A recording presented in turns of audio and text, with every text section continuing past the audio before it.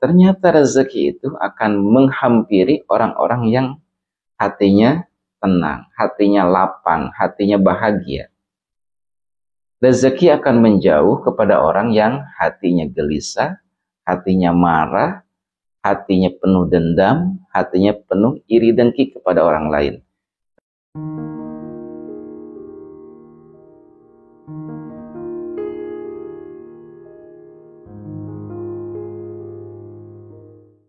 Assalamualaikum warahmatullahi wabarakatuh.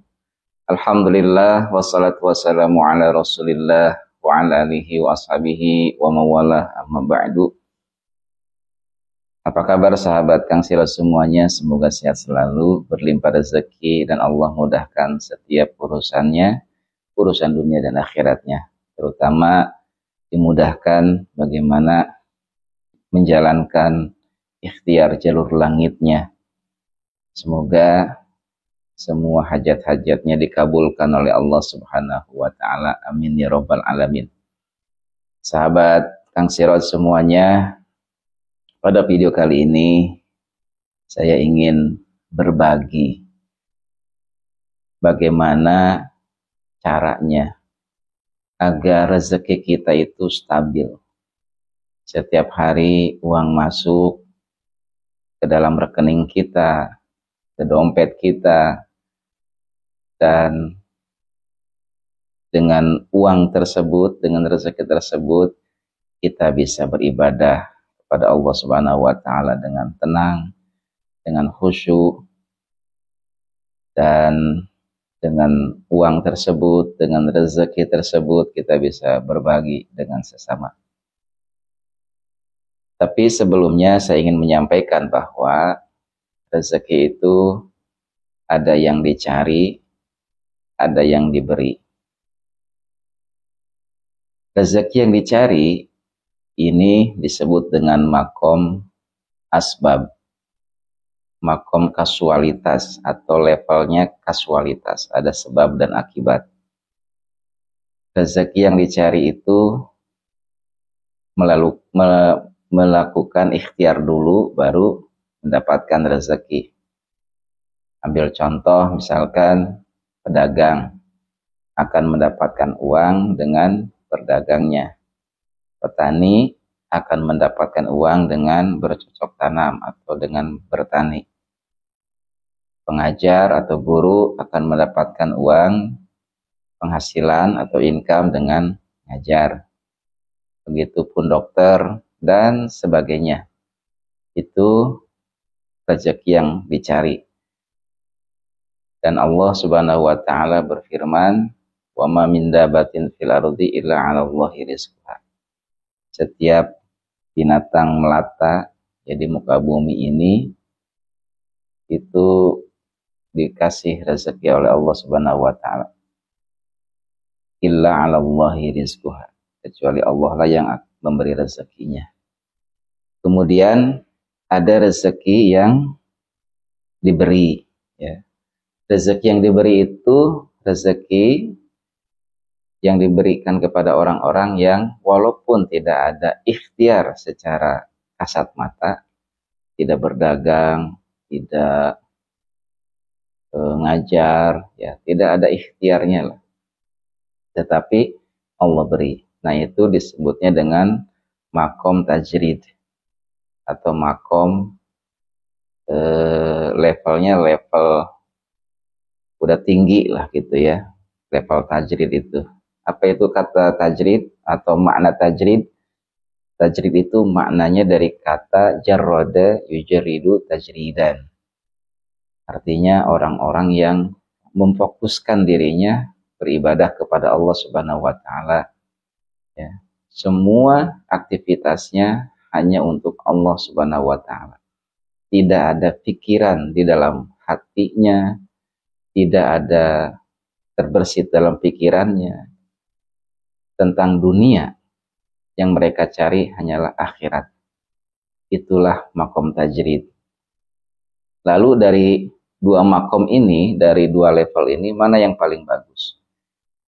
Apakah makom asbab yang harus ada sebab dulu, ya dengan ikhtiar melangkahkan kaki ya menjemput rezeki, yaitu yang mencari rezeki. Kemudian apakah makom tajrid yang hanya duduk diam kemudian rezeki datang? Tentunya dari dua level ini yang paling tinggi adalah, yang paling bagus adalah makom tajrid. Duduk diam, duit datang. Ya, duduk diam, duit datang. Nah sebenarnya terjadinya dua makom ini berdasarkan kisah dari Imam Syafi'i dan Imam Maliki. Imam Syafi'i ini seorang murid dari Imam Maliki. Imam Malik. Ya. Imam Malik gurunya Imam Syafi'i. Kata Imam Syafi'i, rezeki itu nggak usah dicari. Dia juga akan datang kepada hamba Allah ya, dan akan dibagikan dan tidak akan salah alamat. Tetapi pendapat Imam Syafi'i bahwa rezeki itu harus dicari. Karena kalau tidak dicari, hanya duduk terus ya, beribadah terus, tidak akan datang. Dan percakapan dua imam ini ya, dua ulama besar ini ya, antara Imam Syafi'i dan Imam Malik itu berdasarkan hadis Nabi Muhammad SAW yang bunyinya, "Lau annakum tawakkaltum 'ala Allah haqqa tawakkuli la razaqakumullah." Andaikan kalian bertawakal kepada Allah Subhanahu wa taala, maka la razaqakumullah, akan Allah kasih rezeki kepada kalian. Kama yarzuqut thair, sebagaimana Allah memberi rezeki kepada burung. Tagdu himalsan wa taruhu bitanan. Pagi hari dia pergi dari sarangnya dalam keadaan perutnya kosong. Wa taruhu bitanan, dan petang hari dia pulang ke sarangnya perutnya sudah kenyang. Yang pertama disuruh tawakal. Yang kedua disuruh keluar dari sarangnya. Nah, maka dari hadis ini, dua imam ini, Imam Malik dan Imam Syafi'i, ya, berdebat tentang konsep rezeki. Imam Malik berpendapat kalau kita sebenar-benarnya tawakal kepada Allah, maka rezeki akan datang. Imam Syafi'i berpendapat, lihat burung juga keluar dari sarangnya mencari rezeki, maka rezeki itu akan datang. Akhirnya Imam Syafi'i ingin membuktikan ucapannya. Dia pergi dari rumahnya Imam Malik untuk mencari rezeki. Kebetulan di tengah jalan bertemu dengan orang yang sedang memanen kurma. Kemudian Imam Syafi'i menawarkan jasanya, menawarkan tenaganya untuk membantu. Akhirnya Imam Syafi'i bekerja sebagai pemetik kurma ya, yang sedang panen kurma. Setelah selesai, Imam Syafi'i diberi upah satu tangkai kurma ya, satu tangkai kurma yang sudah matang. Dengan gembiranya Imam Syafi'i pergi menuju rumahnya Imam Malik dan ingin menunjukkan bahwa pendapatnya lah yang benar. Ketika sampai di rumah Imam Malik, Imam Syafi'i mengatakan, lihatlah guru, aku membawa kurma setelah aku keluar dari rumah. Lalu Imam Malik sambil tersenyum berkata, Subhanallah, sejak tadi pagi aku ngajar murid-murid tidak kemana-mana. Dalam pikiranku, kayaknya enak makan kurma. Ternyata kamu datang bawa kurma. Masya Allah, marilah kita makan bareng-bareng sambil makan kurma. Dan keduanya tersenyum, tertawa bahwa dua pendapat guru dan muridnya semuanya benar. Imam Malik tidak kemana-mana. Dalam hatinya ingin kurma. Kurmanya datang. Imam Syafi'i juga benar bahwa rezeki itu harus dicari. Nah, dari dua imam ini kita mempunyai hikmah atau pelajaran bahwa rezeki itu bisa dengan dua cara, diberi dan dicari. Diberi itu adalah untuk orang-orang yang makomnya tajrid, kemudian yang mencari, ya, rezeki yang dicari itu adalah makomnya asbab. Bagaimana kalau kita tidak mencari rezeki, duduk diam di rumah, apakah rezeki itu akan datang? Ingin meniru seperti Imam Malik, teman-teman sekalian, jangan dulu meniru seperti Imam Malik, ya, yang level ketakwaannya sudah tinggi. Beliau bisa memikirkan apapun kemudian bisa terwujud karena beliau adalah orang yang sudah dekat dengan Allah Subhanahu wa taala. Ketawakalannya sudah pol, ya, ketakwaannya sudah penuh kepada Allah. Sangat yakin bahwa rezeki itu akan datang. Coba untuk kita, ya, dicoba dulu dengan makom asbab. Seperti Imam Syafi'i, keluar dari rumah. Ingat ya, Imam Syafi'i ini ulama besar. Tidak punya pekerjaan juga, tetapi hanya ingin sekedar membuktikan bahwa rezeki itu harus keluar rumah dulu, sambil berucap, berdoa, Bismillahirrahmanirrahim, la haula wala quwata illa billah, maka rezeki itu dengan serta-merta akan datang. Jadi itu dua konsep rezeki yang dua-duanya benar. Nah, bagi kita sebagai orang awam, ngikut dulu kepada caranya Imam Syafi'i. Keluar dari rumah, mencari rezeki. Melangkahkan dulu kaki kita, menjemput rezeki. Mencari rezeki. Tetapi, ketika kita mencari rezeki, ingat, ya, pelan-pelan kita belajar untuk menuju makom tajrid, makomnya Imam Malik yang tidak kemana-mana bisa mendapatkan rezeki, bisa mendapatkan uang. Ketika kita keluar rumah mencari rezeki, mencari uang, ya, untuk keluarga, untuk kebahagiaan keluarga, untuk menggapai cita-cita, ingin beli rumah, beli mobil, umroh bersama keluarga dan lain-lain, maka barengi dengan zikir kepada Allah Subhanahu wa taala. Bukankah Allah berfirman dalam surat Al-Jumu'ah ayat 10, "Fa'idza qudiyatis salatu fantashiru fil ardi wabtagu min fadlillah wadhkurullaha katsiran la'allakum tuflihun." Dan ketika sudah ditunaikan salat, fantashiru fil ardi, bertebaranlah di muka bumi, wabtagu min fadlillah, dan carilah rezeki Allah. Wadhkurullaha katsira, jangan lupa barengi dengan zikir, la'allakum tuflihun, agar engkau menjadi orang yang bahagia, orang yang sukses. Karena ingat teman-teman sekalian, uang belum tentu menjadi sumber kebahagiaan. Dan sudah pasti, bukan belum tentu, sudah pasti bukan sumber kebahagiaan. Banyak uang bukan sumber kebahagiaan. Tetapi kalau kita barengi dengan zikir, ingat terus sama Allah, maka uangnya juga akan menjadi sumber kebahagiaan. Karena tujuannya bukan mencari uang. Tujuannya ingin beribadah kepada Allah Subhanahu wa taala dengan wasilah uang. Si uangnya bisa disedekahin, bisa dipakai makan agar kuat beribadah, beli baju koko, beli sarung, beli peci untuk menutup aurat kita menghadap kepada Allah Subhanahu wa taala, untuk pergi umroh, ya, beli mobil juga untuk nganter, misalkan ada tetangga mau pinjam, ada orang sakit, silahkan pakai tanpa harus sewa. Itu kan ibadah. Nah, disitulah titik kebahagiaannya.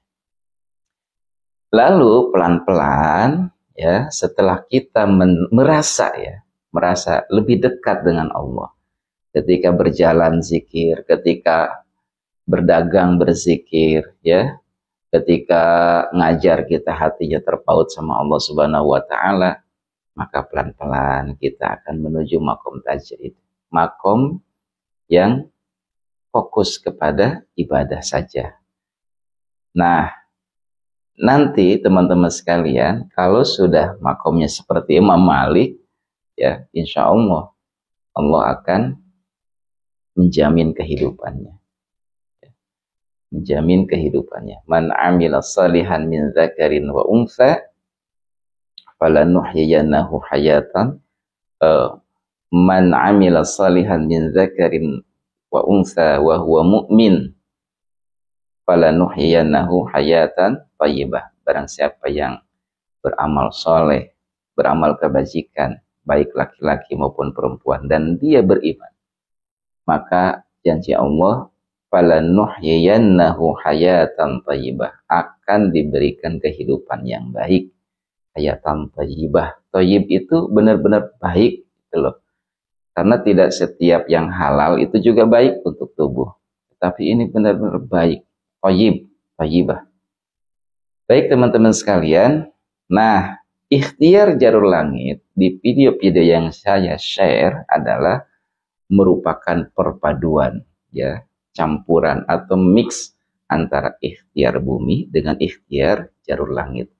Akan tetapi saya selalu menyarankan bahwa ikhtiar bumi dan Jarul Langit, ikhtiar langitnya itu harus seimbang, ya, harus seimbang antara doa dan ikhtiarnya. Harus seimbang. Atau kalau pengen lebih mencapai tujuan, 20%-nya ikhtiar bumi, 80%-nya ikhtiar langit. Nah, 20% ikhtiar bumi misalkan, ya, teman-teman punya warung. Orang lain mah dari pagi bukanya. Ini mah karena dia orang ahli zikir, ya, menempuh jalur langit, belum buka warungnya. Karena menunggu dulu sholat duha. Sholat duha dulu, baca waqiah dulu, baca sholawat dulu. Buka warungnya jam 8. Orang lain udah buka, dia baru buka jam 8. Ya. Nah ini berarti udah menuju ikhtiar Jarul Langit yang makom tajrid nih. Warungnya hanya tempat untuk menggugurkan kewajiban sebagai seorang makhluk untuk berikhtiar, gitu doang. Ya. Nanti coba cek teman-teman sekalian, yang dari pagi atau subuhnya dia sudah buka, dan dia jam 8 baru buka, tetapi dia menempuh Jarul Langit, ya, duha dulu ini enggak, gitu. Itu akan beda rezekinya. Karena hakikatnya rezeki itu harta atau rezeki. Yang disebut rezeki itu yang kita makan, itu rezeki. Belum tentu yang kita terima itu kita makan, kita pakai, kita gunakan. Ada orang yang gajinya 4 juta setiap bulan, tetapi gajinya hilang, ya, karena bayar utang. Dia tidak menikmati gajinya, berarti bukan rezekinya. Walaupun setiap bulan ada penghasilan. Yang 4 juta itu berarti bukan rezeki karena tidak dimakan, tidak bisa dimiliki. Nah, kita jangan begitu. Agar rezeki itu benar-benar menjadi milik kita, maka kita melakukan ikhtiar Jarul Langit. 20% ikhtiar jalur bumi, ikhtiar bumi, ya. Kemudian 80%-nya ikhtiar langit. Nah, dengan begitu teman-teman sekalian, insya Allah akan cepat terwujud. Hati lebih tenang, ya, menuju goalnya juga lebih santai dan akan terwujud. Karena begini teman-teman, ternyata rezeki itu akan menghampiri orang-orang yang hatinya tenang, hatinya lapang, hatinya bahagia.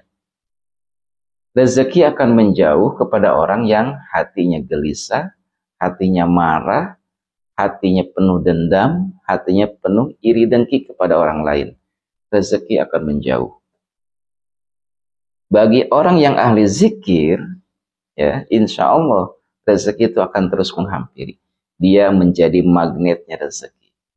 Nah itulah teman-teman sekalian, kenapa kita harus menempuh jalur langit juga. Jadi kita padukan ya konsepnya Imam Syafi'i dengan konsepnya Imam Malik. Ini Imam Syafi'i adalah makomnya asbab, ada sebab akibat, dia harus keluar rumah dulu, dan ini makom tajrid melalui jalur ibadah. Ya. Imam Malik itu kerjaannya apa?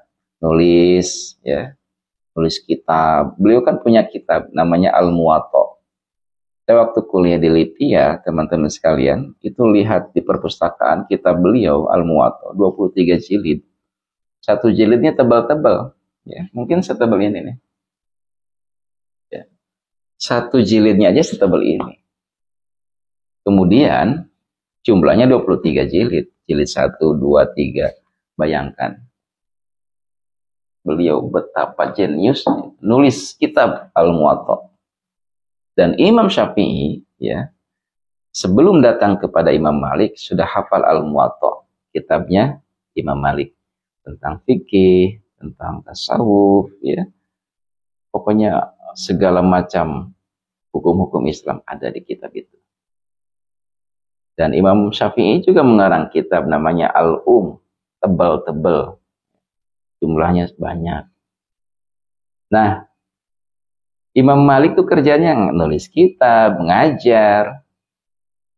Tempat yang dia tempati hanya rumah, masjid, tempat ngajar. Rumah, masjid, tempat ngajar. Nggak ada tempat untuk berdagang, berniaga, bertemu dengan orang, berbisnis, tidak ada. Tetapi rezekinya subhanallah, ya. Masya Allah ya, rezekinya itu lancar, banyak. Coba dah cek kiai-kiai. Guru-guru saya aja deh.